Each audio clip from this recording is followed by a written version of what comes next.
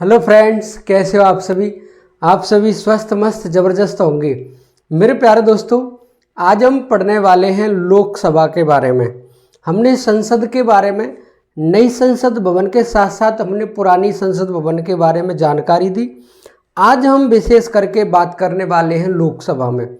लोकसभा उस अस्थायी सदन के बारे में बात करने वाले हैं जो कुछ ऐसी कंडीशन बनती है कि उसको भंग कर दिया जाता है। तो मेरे प्यारे दोस्तों, हम आज उन सभी पहलुओं पर बात करने वाले हैं जो लोकसभा से जुड़े हुए हैं। तो ये जो लोकसभा की जो क्लास है, वो लोकसभा की क्लास उसके गठन से लेकर के आज हम 2025 तक पढ़ने वाले हैं। तो मेरे प्यारे दोस्तों, वर्तमान में 18वीं लोकसभा चल रही है। हम सभी लोकसभाओं के बारे में जानकारी देने वाले हैं। सभी लोकसभाओं के साथ साथ हम उस लोकसभा के बारे में भी जानकारी देने वाले हैं जिसका कार्यकाल 5 वर्ष से बढ़ाकर 6 वर्ष किया गया। तो हम पहले अंतरिम संसद के बारे में बात करेंगे। अंतरिम जो संसद है, वो अंतरिम संसद कब खत्म की गई, कब यह वर्तमान संसद अस्तित्व में आई। तो मेरे प्यारे दोस्तों, आज हम जिसके बारे में पढ़ने वाले हैं वो है लोकसभा। लोकसभा जिसके बारे में आज हम चर्चा करने वाले हैं वो लोकसभा। यदि हम लोकसभा की बात करें तो लोकसभा से पहले हमें देखना पड़ेगा कि इस लोकसभा के आर्टिकल कौन सा है और यह किस में आता है। तो मेरे प्यारे दोस्तों, यदि हम बात करें संविधान का एक आर्टिकल है 79, जिसमें संसद का उल्लेख दे रखा है। और ये जो संसद है, इसी का मतलब है, इसी में आते हैं लोकसभा और राज्यसभा। यानी ये जो संसद है, इसी के 2 सदन हैं, एक तो लोकसभा और एक राज्यसभा। यदि हम लोकसभा की बात करें तो लोकसभा का उल्लेख है आर्टिकल 21 में, और राज्यसभा की यदि बात करें तो राज्यसभा का उल्लेख है आर्टिकल 80 में। तो इसको अगर कभी भी ये पूछे कि राज्यसभा 80 में या लोकसभा 80 में, तो कुछ नहीं, केवल आप ये याद कर लो, सरल। ये जो स से याद, यहाँ 79, 80 और 81। यहाँ स से मतलब संसद, यहाँ र से मतलब राज्यसभा, और यहाँ ल से मतलब लोकसभा। ये आप क्रम याद कर लो। इसका क्रम याद रहेगा तो आप कन्फ्यूजन में नहीं रहोगे कि लोकसभा 80 में के राज्यसभा 80 में। आप सरल याद रखो, सरल से स से संसद 79 में, राज्यसभा 80 में और लोकसभा 81 में। आज हम जिसके बारे में बात करने वाले हैं वो है लोकसभा। लेकिन लोकसभा से पहले हम अंतरिम संसद के बारे में जानकारी दें, क्योंकि हम लोकसभा जब पढ़ेंगे तो उस समय हम अंतरिम अध्यक्ष की यानी अंतरिम संसद की बात करेंगे। क्योंकि 1950 में संविधान तो लागू हो गया, लेकिन ये जो संसद है, ये जो लोकसभा के चुनाव होते हैं, ये लोकसभा के चुनाव द्वारा चुन करके जो सांसद में यानी सांसद जो बनते हैं संसद में, वो उस समय नहीं थे। तो मेरे प्यारे दोस्तों, जिसके बारे में हम बात कर रहे हैं, पहले उसकी जानकारी। जिसकी हम संसद की बात कर रहे हैं, संसद, और कौन सी संसद? अंतरिम संसद। जिस हम अंतरिम संसद की बात करने वाले हैं, अंतरिम संसद की, पहले तो ये क्लियर कर दें, इसका उल्लेख अनुच्छेद 379 में है। ये जो वर्तमान संसद है, इसका उल्लेख आर्टिकल 79 में है, और जिस हम अंतरिम संसद की बात कर रहे हैं उसका उल्लेख अनुच्छेद 379 में है। अनुच्छेद 379 में अंतरिम संसद का उल्लेख है। बात यह है कि संविधान सभा की अंतिम बैठक हुई 24 जनवरी 1950 को। इस दिन संविधान सभा की अंतिम बैठक हुई और इसी अंतिम बैठक में ये निर्णय लिया गया कि आज के बाद जो संविधान सभा है, संविधान सभा समाप्त की जाती है। यानी आपसे कभी भी पूछे कि जिस संविधान सभा ने संविधान का निर्माण किया, उस संविधान सभा को कब समाप्त कर दिया गया। तो मेरे प्यारे दोस्तों, संविधान सभा की जिस दिन अंतिम बैठक हुई, संविधान पर हस्ताक्षर हुए, उसी दिन उसी समय राष्ट्रपति निर्वाचित हुए। उसी समय यह कहा गया कि आधुनिक भारत के मनु या संविधान के जनक डॉक्टर भीमराव अंबेडकर है। तो मेरे प्यारे दोस्तों, जिस दिन संविधान सभा की लास्ट बैठक हो रही है, उसी दिन संविधान सभा को समाप्त किया जा रहा है। लेकिन संविधान सभा को समाप्त तो किया जा रहा है, लेकिन ये संविधान सभा क्या संविधान का ही निर्माण करती या संविधान सभा का कोई और काम भी था। तो मेरे प्यारे दोस्तों, हम जिसके बारे में बात करने वाले हैं, संविधान सभा 17 नवंबर 1947 से 17 नवंबर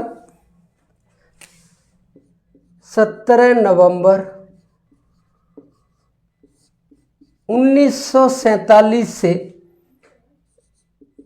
संविधान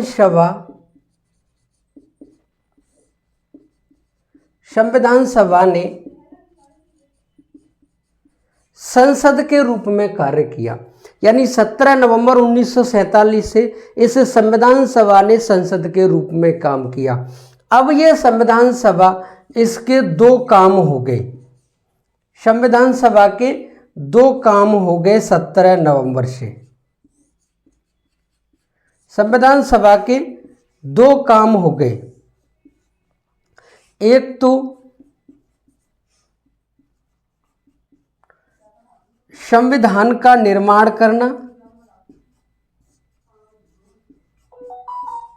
और दूसरा काम था इसका संसद के रूप में कार्य करना। यानी ये जो संविधान सभा है, संविधान सभा के दो काम हो गए थे 17 नवंबर 1947 से। एक तो ये संविधान का निर्माण करती और एक समय ये संसद के रूप में काम करती।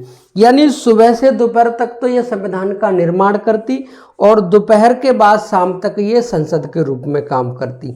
जब ये संविधान सभा संविधान का निर्माण करती तो अध्यक्ष डॉक्टर राजेंद्र प्रसाद होते थे और जब यह संसद के रूप में कार्य करती तो अध्यक्ष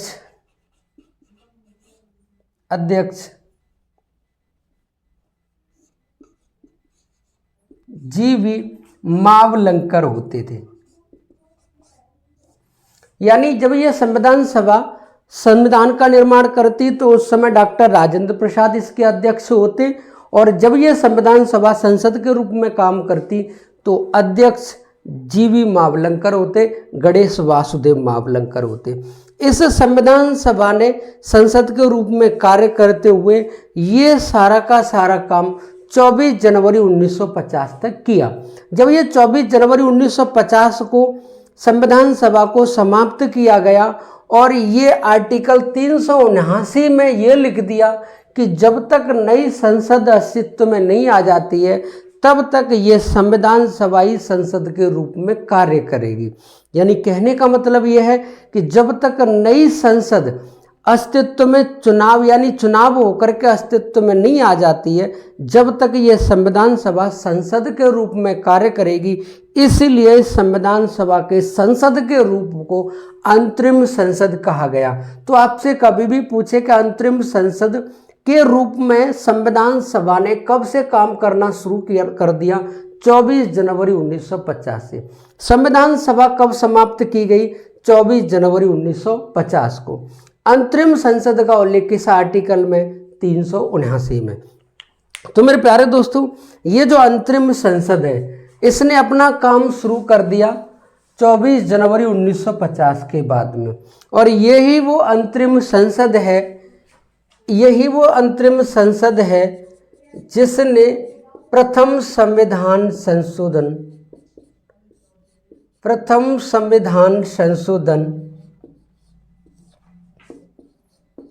1951 में किया।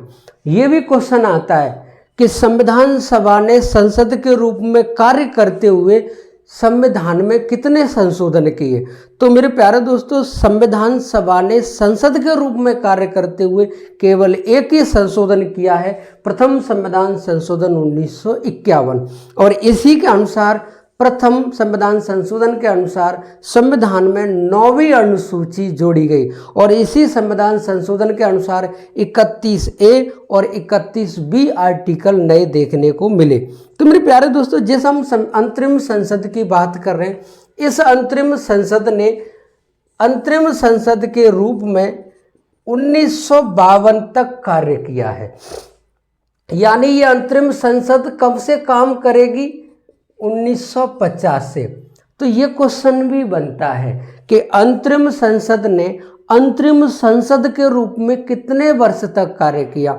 2 वर्ष तक कार्य किया है। और अगला क्वेश्चन ये भी बनेगा, जब डॉक्टर राजेंद्र प्रसाद 24 जनवरी 1950 को राष्ट्रपति संविधान सभा के द्वारा निर्वाचित किए जाएंगे, तो उस समय ये कहा गया है कि ये अंतरिम संसद के द्वारा जब निर्वाचित राष्ट्रपति हुए तो इन्होंने कितने समय तक कार्य किया? 2 वर्ष तक। क्योंकि जैसे ही नई संसद अस्तित्व में आएगी 1952 में, उसी के द्वारा दोबारा राष्ट्रपति निर्वाचित किए जाएंगे। तो ये केवल 2 ही वर्ष तक रही थी अंतरिम संसद। इसी के बाद में क्या हुआ कि इसी 1952 में जाके अक्टूबर 1951 में लोकसभा के चुनाव हुए, राज्यसभा के चुनाव हुए, यानी संसद का चुनाव हुआ।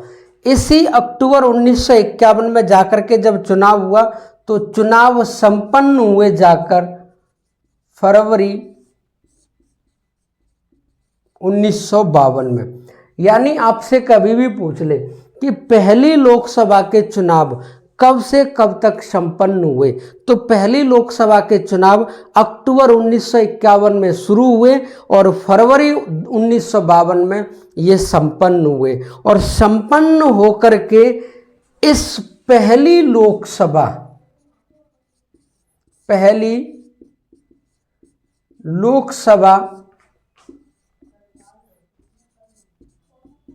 का चुनाव, यानी आपसे पूछ ले कि पहली लोकसभा का चुनाव कब हुआ? अक्टूबर 1951 से लेकर फरवरी 1952 तक पहली लोकसभा का चुनाव हुआ और ये गठित हुई 17 अप्रैल 1952 को। यानी लोकसभा कब गठित हुई? 17 अप्रैल 1952 को। और इसकी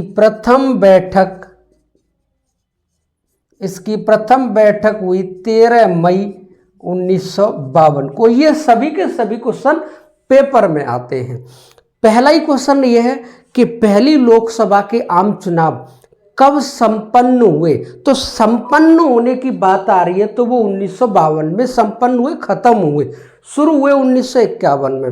पहली लोकसभा के चुनाव संपन्न कब हुए? 1952 में। पहली लोकसभा गठित कब हुई? 17 अप्रैल 1952 को। पहली लोकसभा की पहली बैठक कब हो रही है? प्रथम बैठक 13 मई 1952 को। तो जिस हम लोकसभा के बारे में बात करने वाले हैं, इसकी पहली जो बैठक है वो 13 मई 1952 को हो रही है।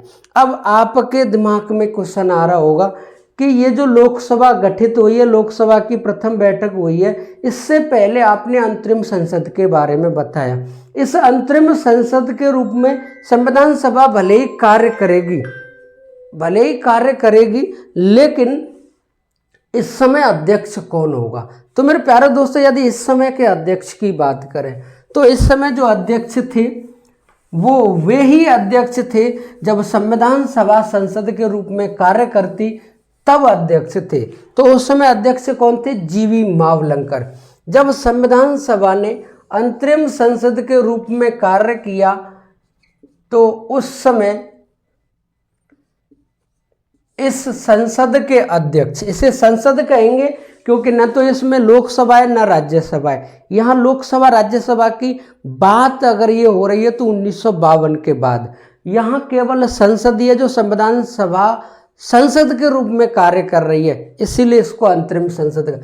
जब ये संविधान सभा अंतरिम संसद के रूप में कार्य कर रही थी तो उस समय इसके अध्यक्ष जीवी मावलंकर,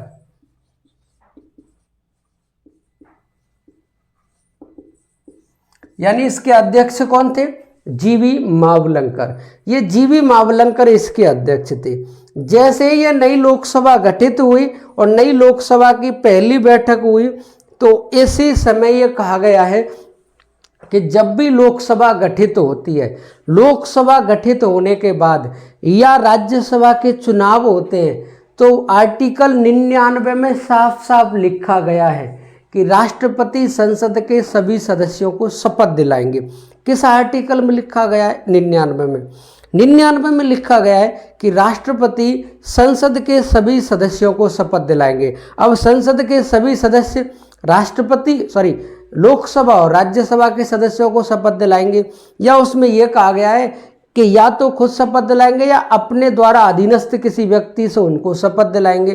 तो जैसे ही नई लोकसभा गठित हुई और नई लोकसभा गठित होने के बाद में डॉक्टर राजेंद्र प्रसाद ने इस अंतरिम संसद के अध्यक्ष को इस नई लोकसभा का प्रोटेम स्पीकर बना दिया। क्या बना दिया? Pro tem speaker. इस प्रोटेम स्पीकर शब्द का उल्लेख संविधान के किसी भी आर्टिकल में नहीं है, लेकिन ये एक शब्द है, लैटिन भाषा का शब्द है। इसमें ये होता है कि राष्ट्रपति किसी भी सदस्य को निकाल करके लोकसभा में से उसको वो शपथ दिलाते हैं और शपथ दिलाने के बाद में उससे कह देते हैं अब आप सभी व्यक्तियों को शपथ दिला दो। जिस व्यक्ति को पहले राष्ट्रपति शपथ दिलाते हैं उसे प्रोटेम स्पीकर कहा जाता है। तो पहली लोकसभा में पहले प्रोटेम स्पीकर कौन बने? जीवी मावलंकर, क्योंकि इन्हें अध्यक्ष के पद की यानी इन्हें अनुभव था, कुछ भी समझ लीजिए, इन्हें अनुभव था, इस वजह से इनको प्रोटेम स्पीकर बनाया। इनको राष्ट्रपति ने शपथ दिलाई, फिर इन्होंने सभी को शपथ दिलाई। मेरे प्यारे दोस्तों, जब ये जीवी मावलंकर प्रोटेम स्पीकर बने तो इन्हीं के बारे में ये भी क्वेश्चन आता है कि ये प्रोटेम स्पीकर बने तो बने, बाद में जब लोकसभा गठित हुई, गठित होने के बाद में प्रथम बैठक हुई, उस समय लोकसभा के प्रथम अध्यक्ष जीवी मावलंकर अध्यक्ष बने, यानी अंतरिम संसद के ये अध्यक्ष थे। संविधान सभा जब संसद के रूप में कार्य कर रही थी तो उस समय ये अध्यक्ष थे। ये प्रोटेम स्पीकर बने पहली लोकसभा के और पहले लोकसभा के ये अध्यक्ष भी रहे हैं। पहले लोकसभा के अध्यक्ष रहे हैं, इसीलिए इन्हें लोकसभा का जनक या संसद का जनक कहा जाता है या लोकसभा का जनक कहा जाता है। कभी भी आपसे पूछ ले कि संसद का जनक किसे कहा जाता है तो जीवी मावलंकर, क्योंकि जब ये संसद के रूप में कार्य कर रही थी तो ये इसके अध्यक्ष बने थे। तो मेरे प्यारे दोस्तों, पहले प्रोटेम स्पीकर, पहले लोकसभा के अध्यक्ष जीवी मावलंकर ही है। और जीवी मावलंकर ऐसे लोकसभा अध्यक्ष हैं, इन्हें हटाने के लिए संसद में प्रस्ताव लाया गया था। ये भी क्वेश्चन आता है पेपर में। और मेरे प्यारे दोस्तों, अगला क्वेश्चन ये भी बनता है कि अब तक कितने ऐसे लोकसभा अध्यक्ष हैं जिनका पद पर रहते हुए निधन हुआ है। तो एक तो जीवी मावलंकर जिनका पद पर रहते हुए निधन हुआ, और एक थे जीएमसी वालयोगी। ये दो व्यक्ति ऐसे हैं जो अध्यक्ष पद पर रहे और पद पर रहते हुए इनका निधन हुआ। उनके बारे में हम बात कर लें कि कौन कौन व्यक्ति हैं जिनका पद पर रहते हुए निधन हुआ। एक तो जीवी मावलंकर, जीवी मावलंकर और एक है जीएमसी वाली योगी। ये 2 लोकसभा स्पीकर हैं, लोकसभा अध्यक्ष हैं, जिनका पद पर रहते हुए निधन हुआ है। यह क्वेश्चन भी लोकसभा से पेपर में आते हैं। अब हम लोकसभा से जुड़े हुए कुछ और महत्वपूर्ण चर्चाओं के बारे में बात करने वाले हैं, महत्वपूर्ण बिंदुओं के बारे में बात करने वाले हैं जो लोकसभा से संबंधित हैं। लोकसभा में कुल कितनी सीटें हैं, वर्तमान में कितनी सीटों पे चुनाव होता है, राज्यों से कितनी सीटें हैं, और मेरे प्यारे दोस्तों यूनियन टेरिटरी से कितनी सीटें हैं।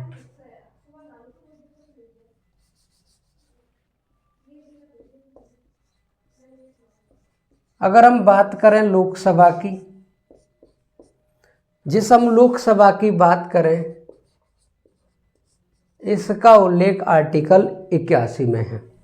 जिस हम अंतरिम संसद की बात की है, जैसे ही नई संसद गठित हुई उसी समय अंतरिम संसद समाप्त हो गई और अंतरिम संसद के साथ साथ अनुच्छेद 379 भी समाप्त कर दिया। यानी ये अस्थायी संसद थी और अस्थायी आर्टिकल ही था। और जो 380 के अनुसार, आर्टिकल 380 के अनुसार डॉक्टर राजेंद्र प्रसाद को राष्ट्रपति बनाया गया 1950 में, वो उस आर्टिकल के अनुसार 1952 तक 2 साल तक आर्टिकल 380 के अनुसार राष्ट्रपति रहे। लेकिन जैसे ही नई लोकसभा आती है, नई राज्यसभा गठित होती है, नई संसद का गठन होता है, तो फिर संसद राष्ट्रपति का निर्वाचन करती है और राष्ट्रपति का निर्वाचन जिस आर्टिकल के अनुसार किया जाता है उस आर्टिकल का नाम है आर्टिकल 52। यानी 52 में राष्ट्रपति दे रखा है। इससे पहले 2 साल जब राष्ट्रपति रहे हैं तो वो आर्टिकल 380 के अनुसार राष्ट्रपति का पद संभाला है। तो मेरे प्यारे दोस्तों, लोकसभा का उल्लेख किस आर्टिकल में है? 81 आर्टिकल में। इस आर्टिकल 81 के अनुसार यह कहा गया है कि लोकसभा में कुल सीटों की संख्या कितनी होगी? 552 होगी। कुल सदस्यों की संख्या लोकसभा में 552 है, लेकिन चुनाव जो होता है फिलहाल में वो कितनी सीटों पर होता है? वो 545 पे। अब यदि हम बात करें कि ये 545 सीटें हैं कैसे, तो मेरे प्यारे दोस्तों, जिन हम 545 सीटों की बात करने वाले या 552 की बात करने वाले हैं वो किस तरीके से। यदि हम यहाँ 552 की बात करें तो ये कहा गया आर्टिकल 81 में कि राज्यों से जो सीटें होंगी लोकसभा में वो 520 सीटें होंगी। और यहीं लिख रखा है कि यूटी से लोकसभा में सीटें 20 होंगी। सॉरी, ये 530 सीट होंगी और यूटी से 20 सीट होंगी। और यही लिख रखा है संविधान का एक आर्टिकल है 331, अनुच्छेद 331 के अनुसार राष्ट्रपति लोकसभा में 2 आंग्ल भारतीय नियुक्त करेगा। इस अनुसार लोकसभा में टोटल लोकसभा सदस्यों की संख्या कितनी हो जाएगी? 552। इस तरीके से। लेकिन मेरे प्यारे दोस्तों, चुनाव हो रहा है 545 पे, ये 7 सीटें कहाँ पर हैं? तो इसके बारे में यदि हम बात करें, भारत का एक भाग है जिसे हम पीओके कहते हैं। जम्मू कश्मीर का एक अधिकृत जो पाकिस्तान के कब्जे में क्षेत्र है उसे पीओके कहते हैं। उसमें उतनी जनसंख्या है कि उसमें 7 लोकसभा की सीटें चुनाव होकर के लोकसभा में आ सकती हैं। तो ये हमारा बहुत बड़ा क्षेत्र पाकिस्तान के पास है। इस वजह से ये 7 सीटों की जगह यहाँ खाली छोड़ दी गई है।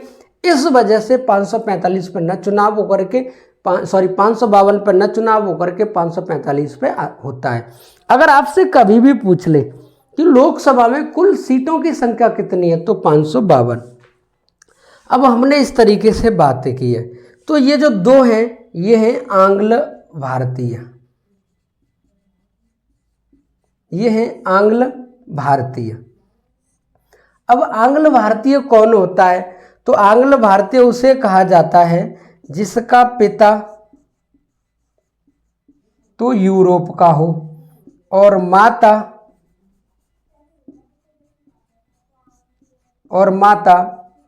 भारत की हो। इनसे उत्पन्न संतान यदि कोई भारत में है तो आर्टिकल 266 2 के अनुसार वो आंग्ल भारतीय कहलाएंगे। आपसे कभी भी पूछ ले कि आंग्ल भारतीय शब्द परिभाषित कहाँ पे किया गया है, कौन होगा आंग्ल भारतीय? पिता यूरोप का होना चाहिए, माँ भारत की होनी चाहिए। तो ऐसी स्थिति में आर्टिकल 266 2 के अनुसार आंग्ल भारतीय कहलाएंगे। लेकिन मेरे प्यारे दोस्तों, फिलहाल में आंग्ल भारतीय जो राष्ट्रपति लोकसभा में 2 मनोनीत करता है, ये फिलहाल में नहीं है, क्योंकि संविधान में एक संशोधन किया गया था। संविधान में एक संशोधन किया गया, संशोधन 2020 में। ये 2020 में कर दिया और 20 में करके ये कर दिया है कि अब आंग्ल भारतीयों को मनोनीत नहीं किया जाएगा। यानी 104वां संविधान संशोधन 2020 में किया गया और जब यह किया गया तो इसमें यह कर दिया कि अब राष्ट्रपति 2 आंग्ल भारतीय मनोनीत नहीं करेगा। मेरे प्यारे दोस्तों, राष्ट्रपति जो पहले आंग्ल भारतीय 2 मनोनीत करता था वो इस वजह से करता था कि आंग्ल भारतीय समुदाय से यदि कोई व्यक्ति चुनाव जीत कर नहीं आया है तो ऐसी स्थिति में राष्ट्रपति आर्टिकल 331 के अनुसार 2 आंग्ल भारतीय समुदाय के व्यक्तियों को मनोनीत करता था। ये मनोनीत कर देता। लेकिन अगला क्वेश्चन इस तरीके से बन सकता है, क्या अगर कोई एक आंग्ल भारतीय चुनाव जीत के लोकसभा में आ जाता है तो क्या फिर 2 आंग्ल भारतीयों की नियुक्ति राष्ट्रपति लोकसभा में करेगा? फिर नहीं करेगा। फिर तो वो एक आंग्ल भारतीय की नियुक्ति यानी मनोनीत करेगा। यदि एक आंग्ल भारतीय चुनाव जीत करके आ गया है तो फिर एक आंग्ल भारतीय को राष्ट्रपति मनोनीत करेगा। यदि दोनों ही चुनाव जीत करके आए हैं तो फिर ऐसी स्थिति में राष्ट्रपति एक भी आंग्ल भारतीय मनोनीत नहीं करेगा। ये इसमें ये लिखा हुआ है कि अगर एक भी आंग्ल भारतीय लोकसभा में नहीं आता है तो फिर राष्ट्रपति तभी मनोनीत करेगा। लेकिन 2020 में 104वां संविधान संशोधन किया।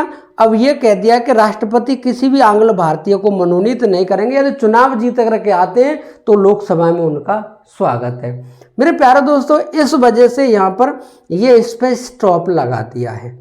आगे यदि हम बात करें कि लोकसभा में जो आरक्षित सीटें हैं, आरक्षित सीट लोकसभा में कितनी है, तो मेरे प्यारे दोस्तों संविधान का एक अनुच्छेद है, अनुच्छेद 330। ये जो आर्टिकल 330 है इसमें साफ साफ लिखा हुआ है कि लोकसभा में एससी और एसटी की सीटों का आरक्षण। अगर एससी की सीटों के आरक्षण के बारे में बात करें तो लोकसभा में एससी की जो सीट है वो है 84 और यदि हम एसटी की बात करें, एससी की सीट 84 है और यदि हम एसटी की सीट की बात करें तो लोकसभा में कितनी है? 47। तो ये जो लोकसभा है इसमें एससी की जो सीटें वो 84 हैं और एसटी की सीटें कितनी है? 47 है। लोकसभा में एससी और एसटी की सीटों का आरक्षण किस अनुच्छेद में दिया गया है? आर्टिकल 330 में और 331 में आंग्ल भारतीय के बारे में बताया गया। तो मेरे प्यारे दोस्तों स्क्रीनशॉट ले लिया होगा। अब हम बात करने वाले हैं कि लोकसभा का जो चुनाव है वो किस पद्धति से होता है। अगर हम राष्ट्रपति के चुनाव की बात करें तो ये जो राष्ट्रपति का चुनाव है ये होता है एकल संक्रमणीय अनुपाती गुप्त मतदान प्रणाली। एक जो प्रक्रिया है चुनाव की वो है एकल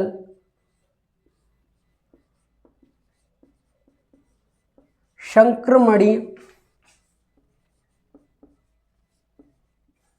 आनुपातिक गुप्त मतदान प्रणाली सबकी है लेकिन खुला है राज्यसभा की। ये जो 2 हमने पॉइंट की बात की है इसमें एकल संक्रमणीय का मतलब है कि यदि व्यक्तियों को वोट जो डाले जाते हैं, जिसको सबसे कम वोट मिलता है, जिसको निश्चित कोटा नहीं होता है प्राप्त, निश्चित कोटा मतलब है यदि 100 वोटों पे चुनाव हो रहा है तो एक व्यक्ति को 51 वोट नहीं मिलेंगे जब तक वो जीता हुआ नहीं मानता है, आधे से एक अधिक उसको मिलने चाहिए, यही होता है निश्चित अनुपात। यदि किसी भी व्यक्ति को ये नहीं प्राप्त होता है तो ये कहा गया है जो सबसे कम वोट वाला व्यक्ति, उसके वोट अन्य व्यक्तियों में हस्तांतरित कर दिए जाते हैं। तो ये जो हस्तांतरण की जो प्रक्रिया है वो जब तक किए जाएंगे जब तक निश्चित कोटा एक व्यक्ति को न प्राप्त हो जाए। स्थानांतरण प्रक्रिया को कहते हैं एकल संक्रमणीय और निश्चित कोटा को ही कहते हैं अनुपात। ये एक प्रोसेस अलग है कि आधे से अधिक जिस व्यक्ति को जब तक मत प्राप्त नहीं होंगे जब तक वो जीता हुआ नहीं माना जाता। लेकिन ऐसी जो प्रक्रिया है ये केवल राष्ट्रपति, उपराष्ट्रपति और राज्यसभा के चुनाव में देखी जाती है। यदि हम वही बात करें किसकी, अगर हम लोकसभा की बात करें तो लोकसभा में क्या है, लोकसभा का निर्णय यह है कि यहाँ पर अग्रता ही विजेता होगा, अग्रता ही विजेता होगा, जिसे कहेंगे फर्स्ट पास्ट द पोस्ट, यानी फर्स्ट पास्ट द पोस्ट प्रक्रिया के आधार पर लोकसभा का चुनाव होगा। फर्स्ट पास्ट द पोस्ट या अग्रता ही विजेता जो प्रक्रिया है वो क्या है, वो ये है कि मान लो ये 100 वोट है, यदि एक व्यक्ति को मिले 30, दूसरे को मिले 20, तीसरे को मिले 15 और एक व्यक्ति को मिल गए 35 और 15 50, 20 30 50, ये 100 वोट इस तरीके से 4 प्रत्याशियों में बट गए और इनमें सबसे ज़्यादा मत किसको प्राप्त हुए हैं, ये ए है, ये बी है, ये सी है और ये डी है। सबसे ज़्यादा जो वोट मिले हैं वो डी को मिले हैं। लेकिन ये जो सबके सब वोट हैं अगर इनको मैं जोड़ूं तो इनकी संख्या कितनी है, 65। जिस व्यक्ति को 65 व्यक्तियों ने नकार दिया वो 35 के द्वारा चिन्हित है, 35 के द्वारा चुनावित किया गया है, वो ऐसा व्यक्ति निर्वाचित है 35 व्यक्तियों, ऐसा व्यक्ति अब इन 65 लोगों पर राज करेगा। तो सबसे ज़्यादा लोगों ने इसको नकार दिया लेकिन कम लोगों ने, इसलिए इनके बंटने की वजह से इसको ज़्यादा वोट मिले, इस वजह से ये जीत गया है। यही प्रक्रिया कहलाती है अग्रता ही विजेता, यानी जिसको एक भी वोट ज़्यादा मिला है सबसे तो वही इसमें जीता हुआ माना जाता है। इसी प्रक्रिया को कहा जाता है मूर्खों की प्रणाली। यदि आपसे कभी भी पूछ ले कि मूर्खों की प्रणाली किसे कहा जाता है तो अग्रता ही विजेता या फर्स्ट पास्ट द पोस्ट, जिसको एक भी वोट अधिक मिल गया वही चुनाव जीत जाता है। तो मेरे प्यारे दोस्तों ये तो प्रक्रिया है लोकसभा में चुनाव होने की, जिस तरीके से लोकसभा में चुनाव होता है। आगे यदि हम बात करें कि ये जो हमारी लोकसभा है, पहली जो लोकसभा का चुनाव हुआ, पहली लोकसभा का जब चुनाव हुआ तो पहली लोकसभा के चुनाव में 489 सीटों पर चुनाव हुआ। कितनी सीटों पर? 489 सीट। लोकसभा की 489 सीटों पर चुनाव हुआ। इन 489 सीटों में से 364 प्राप्त हुई थी कांग्रेस को, यानी पहली लोकसभा में कांग्रेस को कितनी सीट प्राप्त हुई? 364। टोटल सीटों का लगभग 75%, लगभग 75% सीटें कांग्रेस ने प्राप्त की। और यही क्वेश्चन पूछा जाता है कि ये तो पहली पार्टी थी, विजेता पार्टी थी, अगर दूसरी सेकंड लार्जेस्ट पार्टी अगर कोई है तो वो 16 सीट लेकर चुनाव में उतरी, 16 सीट जीती थी। और दूसरी जो सेकंड विपक्षी पार्टी थी उसका नाम था भाकपा, और ये जो भाकपा है इसका नाम है भारतीय कम्युनिस्ट पार्टी यानी भारतीय कम्युनिस्ट पार्टी। यानी पहली लोकसभा का जब चुनाव हुआ तो कितनी सीटों पे हुआ? 489 सीटों पर। दूसरा पॉइंट ये, कांग्रेस को कितनी सीटें मिली इसमें? कांग्रेस को 364 सीटें मिली और दूसरे सेकंड लार्जेस्ट पार्टी थी, दूसरी विजेता पार्टी थी, दूसरी जो पार्टी थी वो कौन सी थी? 16 सीट लेकर के, जिसका नाम था भाकपा, भारतीय कम्युनिस्ट पार्टी। अब बात ये आती है कि 364 लेकर के सीटें और प्रधानमंत्री बने यहाँ पंडित जवाहरलाल नेहरू। लेकिन पहले चुनाव की खासियत ये है कि यहाँ दो व्यक्ति ऐसे थे जो चुनाव हार गए, चुनाव जीत नहीं पाए। उनमें दो व्यक्तियों में यदि हम बात करें तो एक है डॉक्टर भीमराव अंबेडकर और जो दूसरे व्यक्ति हैं उनका नाम है आचार्य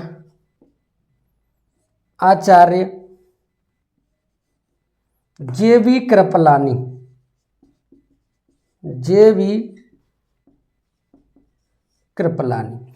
तो पहली लोकसभा में कौन कौन महान हस्तियां चुनाव हार गई? तो पहली लोकसभा में कौन कौन महान हस्तियां चुनाव हार गई? एक वो डॉक्टर भीमराव अंबेडकर, जिसे आधुनिक भारत का मनु कहा जाता है, जिन्हें भारतीय संविधान का जनक कहा जाता है। और एक वो चुनाव हार गया जो डॉक्टर आचार्य जे.वी. कृपलानी थे, ये कांग्रेस के अध्यक्ष रह चुके। ये आचार्य जे.वी. कृपलानी वही हैं जो सुचेता कृपलानी के पति हैं। सुचेता कृपलानी यूपी की पहली महिला मुख्यमंत्री हैं। तो मेरे प्यारे दोस्तों, पहली जो लोकसभा की जो चुनाव हुए वो कितनी सीटों पे हुए? 489 पे। आगे यदि हम लोकसभा से ही जुड़ी कुछ महत्वपूर्ण बातों के बारे में जानकारी दें कि ये जो लोकसभा है, लोकसभा का जब चुनाव हुआ पहला संपन्न हुआ, सरकार चली, पहले लोकसभा अध्यक्ष बने जी.वी. मावलंकर और पहले प्रधानमंत्री बने पंडित जवाहरलाल नेहरू। यदि हम इसके बारे में बात करें कि लोकसभा में जो लोकसभा हम जिसकी बात करने वाले हैं, आर्टिकल 81 में,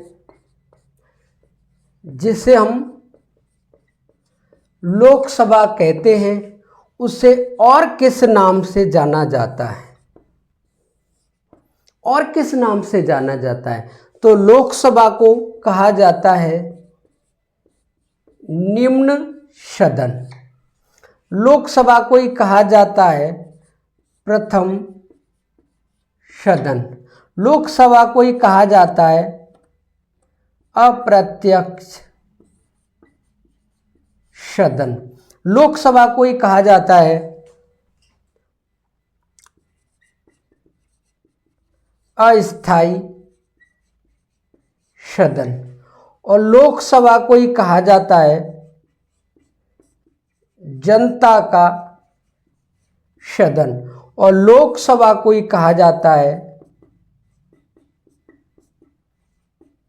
लोगों का सदन। तो मेरे प्यारे दोस्तों, इस तरीके से लोग यानी लोकसभा को जाना जाता है। लोकसभा निम्न सदन है, लोकसभा प्रथम सदन है, लोकसभा प्रत्यक्ष सदन है, लोकसभा अस्थायी सदन है, लोकसभा जनता का सदन है, लोकसभा लोगों का सदन है। इस लोकसभा को लोगों का सदन इसलिए कहा जाता है कि जनता इसमें सीधे प्रत्यक्ष चुनाव में भाग लेती है, अपने द्वारा चुने हुए व्यक्तियों को लोकसभा में भेजती है, इसीलिए इस लोकसभा को लोगों का सदन कहा जाता है। प्रत्यक्ष इसलिए क्योंकि लोकसभा का जो चुनाव हो वो प्रत्यक्ष प्रणाली से होता है, जनता सीधे वोटिंग करती है। अगर आपसे कभी भी पूछ ले भारत में पहली बार आम चुनाव कब हुए, तो आंसर क्या होगा? 1952। आम चुनाव का मतलब है जिसमें आम जनता ने भाग लिया और आम जनता ने भाग लेकर के वोट किसको डाले थे? लोकसभा को। और इसी लोकसभा को यदि देखा जाए तो पहले हमारे यहाँ पर हाउस ऑफ कॉमन कहा जाता था। ये जो हाउस ऑफ कॉमन है और एक हाउस ऑफ लॉर्ड्स है। ये अंग्रेजी भाषा के शब्द हैं जो ब्रिटिश संसद के। ब्रिटिश संसद में भी दो सदन हैं, एक तो हाउस ऑफ लॉर्ड्स जिसे राज्यसभा कहा जाता है और एक हाउस ऑफ कॉमन जिसे लोकसभा कहा जाता है।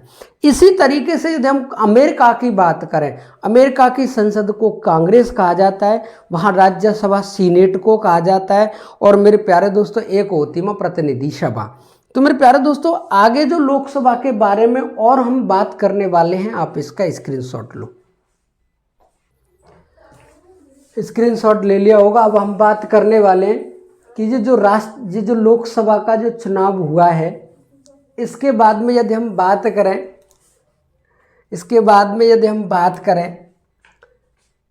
आर्टिकल जो 75 में कहा गया है, आर्टिकल जो 75 है इसका जो पॉइंट 3 है, इसमें ये कहा गया है कि जो मंत्री परिषद है, मंत्री परिषद सामूहिक रूप से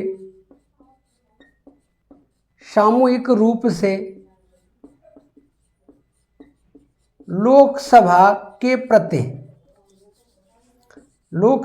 के प्रति उत्तरदायी होगी। यानी क्या कहा गया आर्टिकल 75 के 3 में कि ये जो मंत्री परिषद है सामूहिक रूप से लोकसभा के प्रति उत्तरदायी होगी। लोकसभा के प्रति का मतलब है जब तक लोकसभा में बहुमत बना रहेगा तब तक मंत्री परिषद रहेगी। लोकसभा में बहुमत साबित नहीं कर पाए तो उसी समय समस्त मंत्री परिषद समाप्त हो जाएगी। मेरे प्यारे दोस्तों आप ये याद रखना, जिसका लोकसभा में बहुमत होगा उसी पार्टी की सरकार केंद्र में होती है। प्रधानमंत्री राज्यसभा से सदस्य हो सकता है लेकिन बहुमत लोकसभा में होना जरूरी है। लोकसभा में बहुमत है तो उसी पार्टी की सरकार केंद्र में बनती है।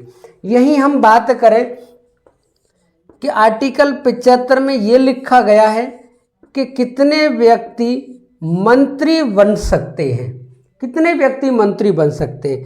तो इसी आर्टिकल 75 में कहा गया है कि लोकसभा की जो कुल सीट हैं, लोकसभा की कुल सदस्य संख्या का 15% व्यक्ति ही क्या बन सकते हैं, मंत्री। और ये किस संविधान संशोधन के द्वारा किया गया था? 91वें संविधान संशोधन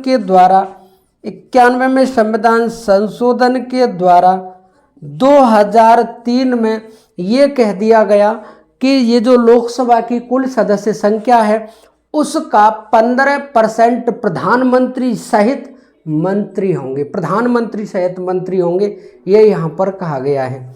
अब हम आगे बात करें आर्टिकल 82 की। ये जो संविधान का आर्टिकल 82 है उसमें कहा गया है परिसीमन के बारे में। यानी जैसे जैसे जनगणना होगी उसी हिसाब से परिसीमन होगा। यानी ये कहा गया है कि हर 10 साल बाद हमारे यहाँ पे जनगणना होती है। जनगणना होती है, जनसंख्या बढ़ती है, जनसंख्या बढ़ती है, कम होती है, बढ़ रही है, कम तो हो ही नहीं रही है। जिस तरीके से बढ़ रही है उसी तरीके से यहाँ पर जो सीटें हैं वो भी बढ़नी चाहिए। तो ये यहाँ कहा गया है कि 10 साल बाद जैसी जनगणना होती है उसी हिसाब से लोकसभा की सीटें भी बढ़नी चाहिए और परिसीमन होना चाहिए। परिसीमन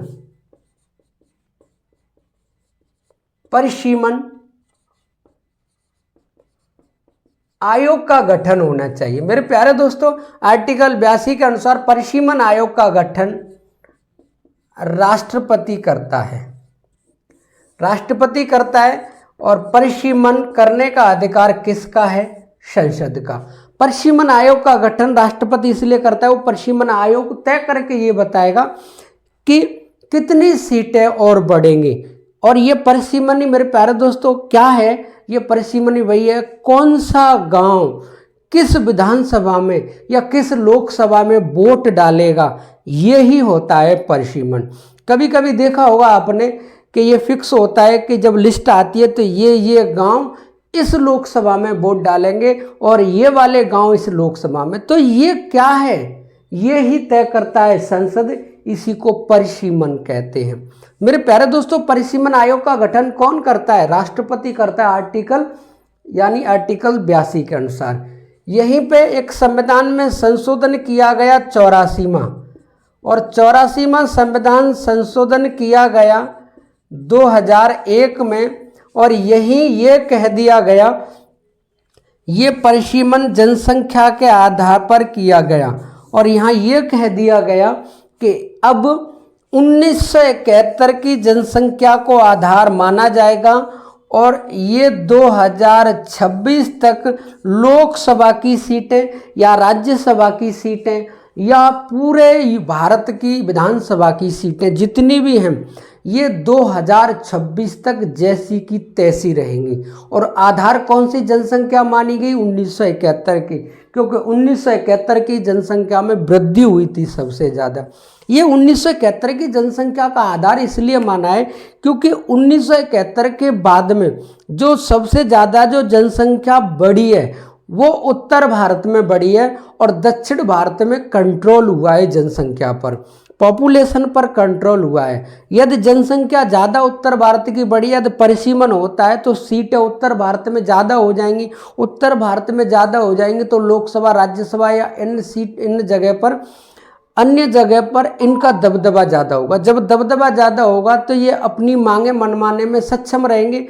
दक्षिण पिछड़ जाएगा इस वजह से, इसीलिए दक्षिण भारत के लोग इस बात से नाराजगी न करें, इसीलिए 1971 की जनसंख्या को आधार माना, क्योंकि उस समय समस्त भारत में जनसंख्या बढ़ी थी। और ये जनसंख्या कब तक रहेगी? 2026 तक। अब ये परिसीमन होगा 2026 में, इसीलिए मैंने बताया कि पुरानी संसद में सीटों की बहुत कम है, और नई संसद जो बनी है उसमें सीटें इसी परिसीमन को आधार मान के मनाया है। तो 84 में संविधान संशोधन के द्वारा 2001 में ये कर दिया कि आधार 1971 की जनसंख्या रहेगी, सीटें 2026 तक सेम रहेंगी। यही है आर्टिकल 82 के अनुसार परिसीमन।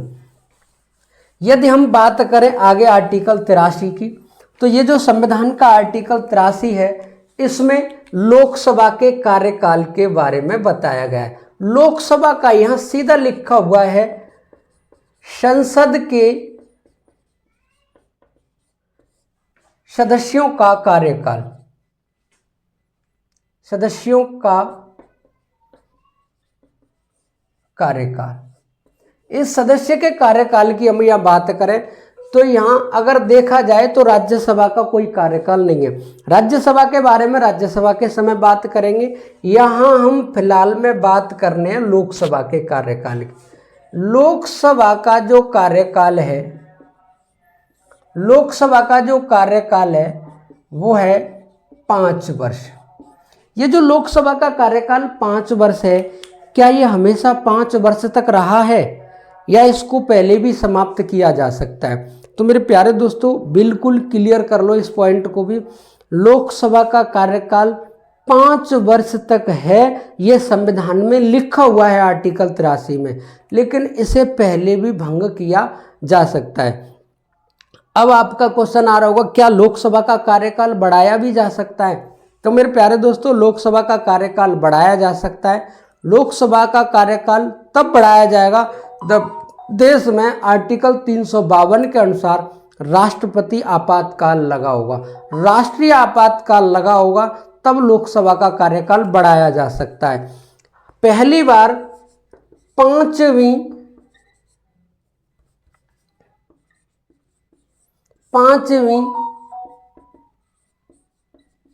लोकसभा का कार्यकाल 5 वर्ष से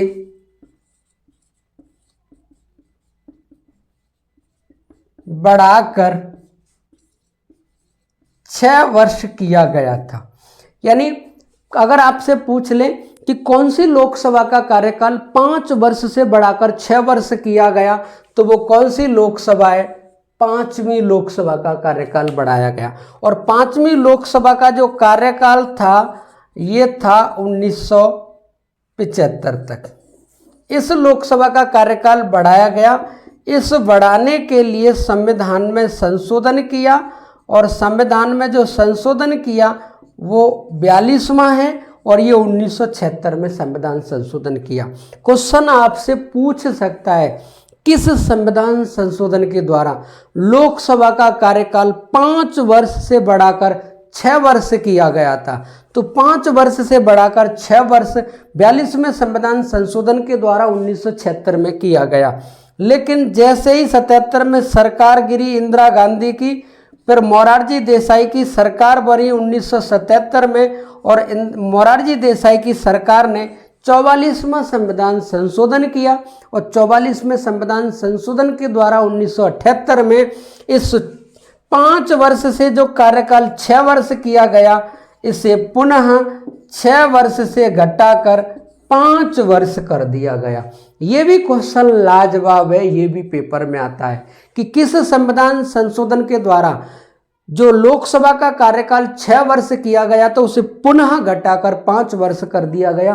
तो वो 44वां संविधान संशोधन 1978 में ऐसा किया गया। तो मेरे प्यारे दोस्तों, लोकसभा का कार्यकाल बढ़ाया जा सकता है आपातकाल स्थिति के समय पर, लेकिन एक बार में 6 वर्ष के लिए एक बार में 6 माह के लिए बढ़ाया जाता है। जब 6 माह करके आप अनंत समय तक इसको बढ़ा सकते हैं, लेकिन पहली बार में संसद की यदि अनुमति मिलती है तो 6 माह तक कार्यकाल यानी 6 माह तक आपातकाल और बढ़ जाएगा। अगला क्वेश्चन ये है कि अगर देश में आपातकाल लगा हुआ है, लोकसभा यदि भंग है, यदि राष्ट्रीय आपातकाल खत्म होता है तो कितने समय तक लोकसभा गठित नहीं हो सकती है। तो मेरे प्यारे दोस्तों, ये भी बिल्कुल क्लियर है कि जैसे ही राष्ट्रीय आपातकाल खत्म होता है, आपातकाल खत्म होने के तुरंत बाद 6 माह के अंदर लोकसभा का चुनाव होकर के लोकसभा गठित की जाती है। मेरे प्यारे दोस्तों, हमने आपातकाल के बारे में बहुत सारी बातें कर ली थी, तो उस समय ही उस वीडियो को आप और देख लेना लोकसभा के संदर्भ में। बस आप यहाँ पे इतना ही रखो कि यदि संसद अनुमति देती है तो लोकसभा का कार्यकाल आपातकाल का समय 6 माह तक बढ़ सकता है। 6 माह करके आप अनंत समय तक राष्ट्रपति आपातकाल का समय बढ़ा सकते हैं। यदि हम यहीं पर बात करें आर्टिकल 84 की, इसमें 84 में लिख रखा है संसद के सदस्यों की योग्यता। यदि संसद के सदस्यों की योग्यता बात करें, यहाँ राज्यसभा लोकसभा दोनों की बात करता है, लेकिन हमें अभी मतलब है किसी लोकसभा से।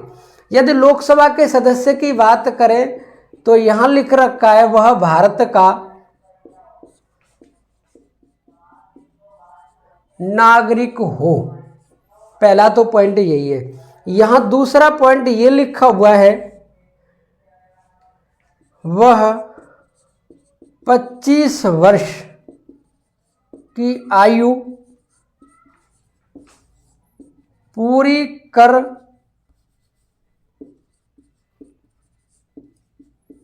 चुका हो। यहीं अगला पॉइंट ये लिखा हुआ है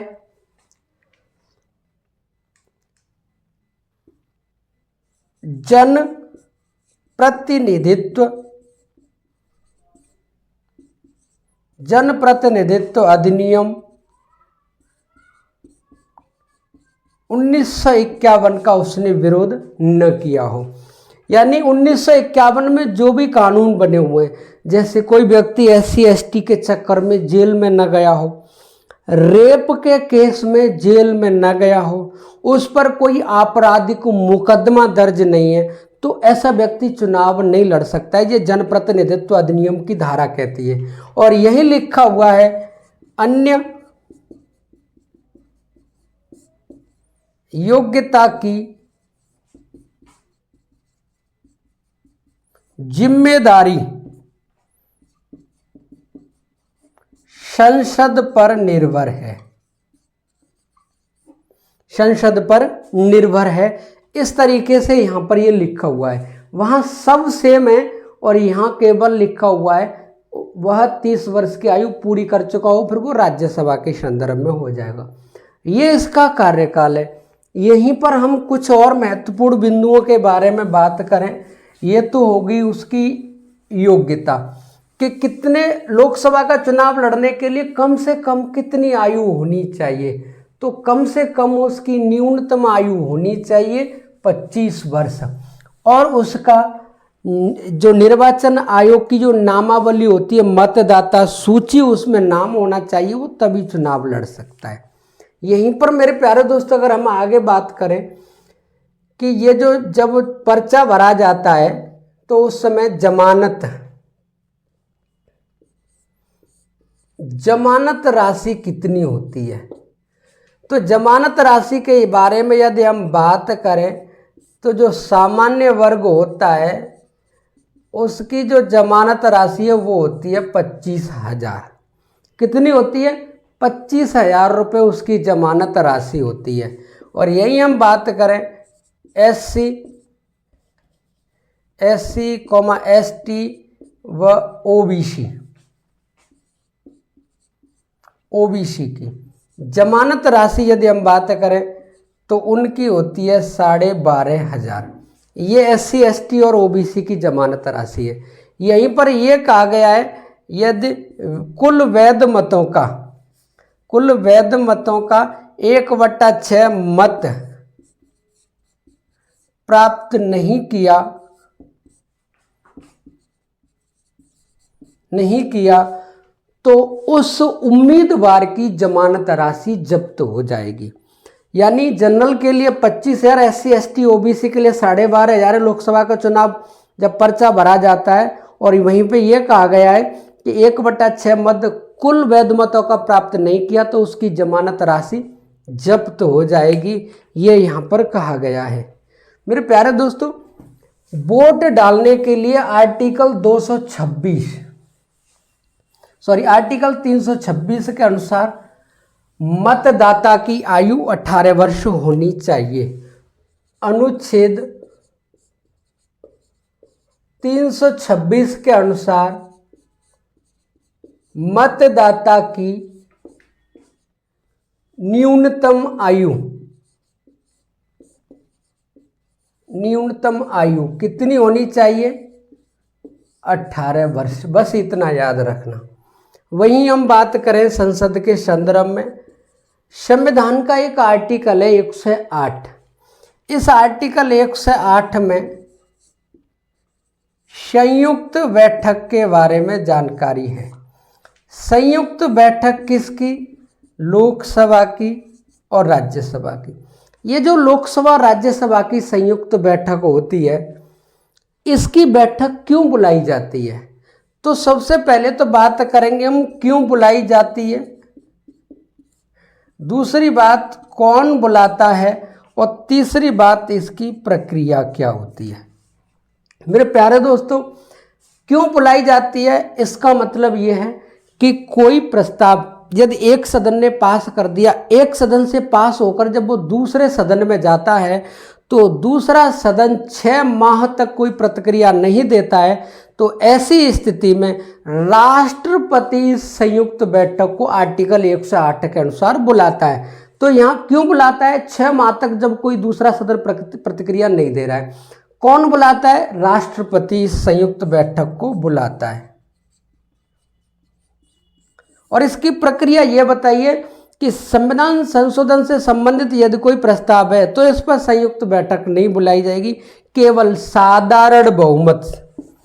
केवल कैसा होना चाहिए? साधारण बहुमत होना चाहिए।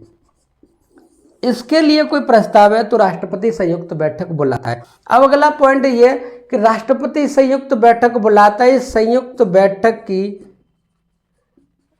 अध्यक्षता कौन करता है? तो अध्यक्षता करता है लोकसभा स्पीकर। अध्यक्षता लोकसभा स्पीकर करेगा। इस आर्टिकल किस आर्टिकल में लिखा है? आर्टिकल 118(4) में। आर्टिकल 118(4) में लिखा है कि लोकसभा यानी लोकसभा जो अध्यक्ष है वो संयुक्त बैठक की अध्यक्षता करेगा। संयुक्त बैठक किस आर्टिकल में दे रखी है? 108 में। संयुक्त बैठक कौन बुलाता है? राष्ट्रपति बुलाता है। मेरे प्यारे दोस्तों, इस आर्टिकल के बारे में भी आपको जानकारी हुई होगी। आगे यदि हम बात करें आर्टिकल 109 की, हम लोकसभा के बारे में बात कर रहे हैं। यदि हम बात करें आगे आर्टिकल 109 की, ये जो आर्टिकल 109 है इसमें लिखा हुआ है कि धन विधेयक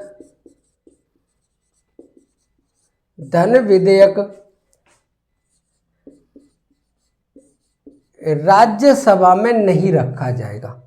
यानी धन विधेयक राज्यसभा में नहीं रखा जाएगा। इसका मतलब यह है धन विधेयक कहाँ रखा जाएगा? लोकसभा में रखा जाएगा। जब धन विधेयक राज्यसभा में नहीं रखा जाएगा तो इसका मतलब ही क्या है? धन विधेयक लोकसभा में रखा जाएगा। अब आर्टिकल 110 में लिखा हुआ है धन विधेयक है या नहीं, इसको कौन बताता है? इसको लोकसभा का अध्यक्ष बताएगा। ये याद रखना।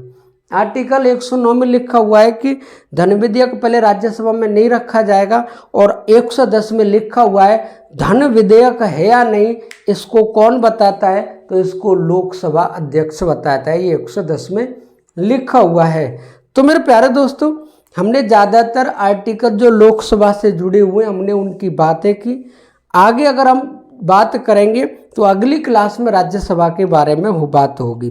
तो मेरे प्यारे दोस्तों, वीडियो कैसी लगी? यदि वीडियो अच्छी लगी हो तो अपने दोस्तों में शेयर करें, वीडियो को लाइक करो, चैनल को सब्सक्राइब करें। जय हिंद, जय भारत मेरे प्यारे दोस्तों।